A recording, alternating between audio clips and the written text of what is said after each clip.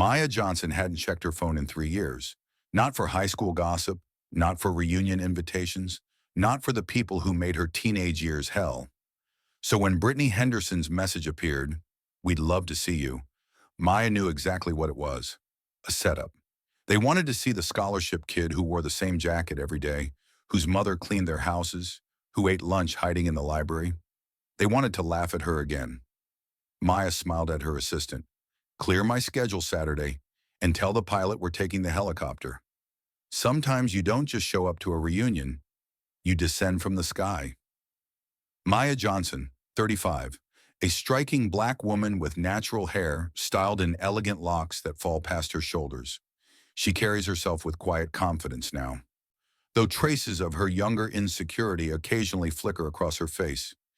She wears a tailored emerald suit that costs more than her childhood home's monthly rent. Her eyes hold both warmth and steel, someone who has learned to protect herself without losing her humanity. The late afternoon sun cast long shadows across the country club's pristine lawn as early arrivals trickled through the entrance. Inside the ballroom, name tags were arranged alphabetically on a table draped in their school colors, burgundy and gold. Brittany Henderson stood at the center of the room like a general surveying her domain, clipboard in hand, directing the placement of flower arrangements and adjusting the lighting. "Make sure the spotlight hits the photo wall perfectly," she instructed a harried server. "Everyone needs to see how much better we all look now."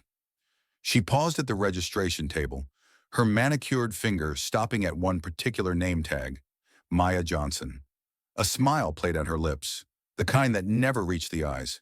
The invitation had been Brittany's idea, a private joke among the planning committee. "Remember Maya?" She texted the group. "The one who wore the same jacket every day? Let's invite her. It'll be hilarious."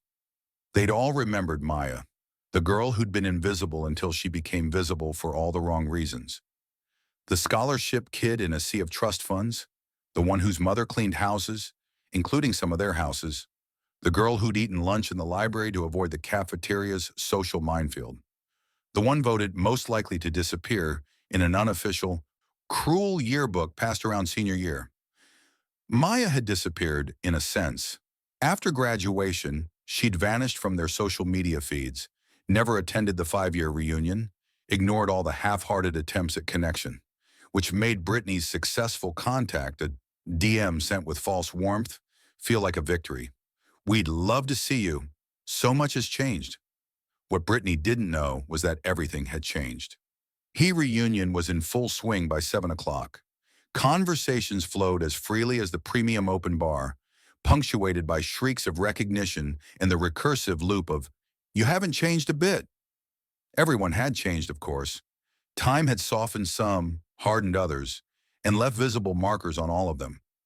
Brittany held court near the photo wall, a carefully curated timeline of their glory days. She was mid-story about her latest vacation rental property when someone near the window gasped, "Is that a helicopter?" The ballroom fell silent except for the increasingly loud whoomp, whoomp, whoomp of rotor blades.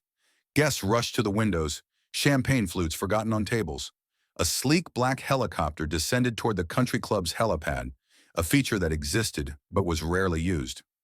"Who the hell?" James started to say. The helicopter touched down with practiced precision. Through the tinted windows they could make out a single passenger. The door opened and a woman emerged, ducking slightly under the still rotating blades. Even from a distance, her silhouette commanded attention. As she walked toward the building, the setting sun seemed to spotlight her intentionally.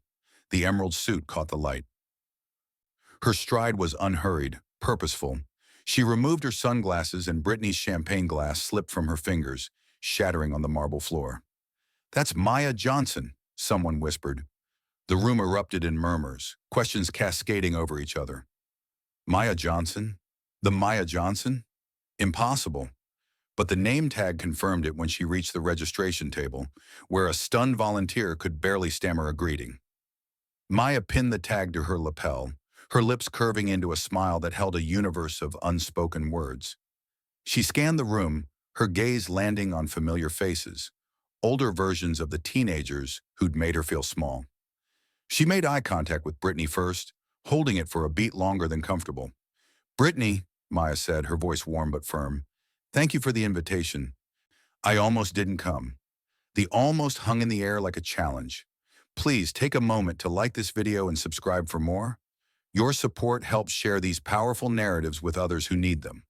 Now back to the reunion. As Maya moved through the room, the crowd parted instinctively. Conversation started and stopped in her wake. James approached first, hand extended, apology already forming in his eyes. Maya, wow, it's really good to see you. She shook his hand, assessing him. James, you look well. I want to say, we were kids, you know? Stupid kids. I'm sorry for making pig noises when I walked past your lunch table? For accidentally tripping me in the hallway? Her tone wasn't cruel, merely factual.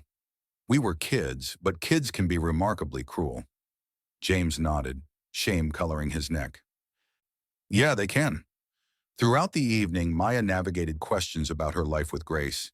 She was the founder and CEO of a tech company specializing in AI-driven educational software for underserved communities. Her company had just secured its Series C funding, $200 million.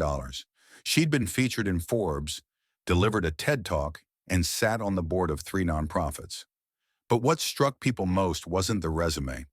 It was how she'd become someone who could arrive by helicopter and still ask genuine questions about their lives. She remembered details. James's little sister, who'd had leukemia, she'd survived. Brittany's parents' divorce, it had been messy. The teacher who'd sponsored the debate team, he'd retired. In the bathroom, Maya caught Brittany reapplying lipstick with shaking hands. You invited me because you thought it would be funny, Maya said quietly. I know that. Brittany's reflection froze. It's okay. I came anyway. Want to know why? Maya stepped closer. Because I stopped letting other people write my story. The girl you remember? She was suffocating under the weight of your expectations, your judgments. When I left, I realized something. Your opinion of me was never about me. It was about you needing someone to feel superior to. Tears streaked Brittany's makeup. I'm sorry. I believe you. Maya turned to leave, then paused. But that helicopter outside, that's not just success. That's freedom. Freedom from caring what you think, from needing your approval, from being small so you could feel big. As the night wound down, Maya stood by the lake, the helicopter visible in the distance. James joined her, keeping a respectful distance. You didn't have to come, he said. No, I didn't, she smiled. But sometimes you need to return to where you were broken to prove you've healed. Did it work? Maya considered this. You know what the funny thing is? I stopped needing this moment years ago. The validation, the revenge fantasy of showing up successful. I came because I was curious. About you all, about myself, about whether I'd still feel small in this room. And do you? Not even a little bit. The helicopter rose into the darkening sky an hour later. Maya silhouetted against the doorway in a final, cinematic farewell. She didn't wave. She simply looked once more at the building full of people who'd never really seen her, and then she was gone. On the photo wall, someone had added a new picture, a smartphone photo of the helicopter landing. Underneath, someone had written, Maya Johnson, most likely to rewrite her own story. Brittany saw it on her way out. She didn't take it down. Some stories she was learning, you can't control. You can only learn from them. And Maya's story was just beginning. Have you ever proved wrong the people who doubted you? Drop your story in the comments. And if you're still waiting for your moment, it's coming. Sometimes the best revenge is becoming everything they said you couldn't be. Share this if you know someone who needs to hear it. And don't forget to like, comment, subscribe, and share.